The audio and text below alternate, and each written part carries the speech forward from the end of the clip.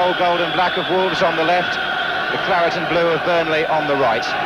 If you're watching in black and white, Wolves have the dark shorts, and they're playing from left to right. John Farley taking on Michael Doherty. And that's a goal for Richards, and surely the quickest goal of the season. Daly making the run, number 8. Found room and found the corner of the net beautifully. What a lovely goal by Steve Daly. Now Hibbett. Shot could be on, and a beauty. 3-0, Kenny Hibbett.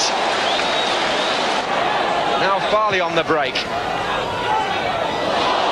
Came off Waldron to Richards, and he's put Kindon through, and Daly is in the middle, completely unmarked if he can find him. There's Daly, 4-1.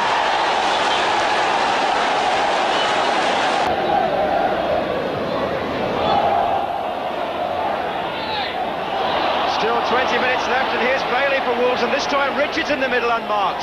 It could be 5. Yes.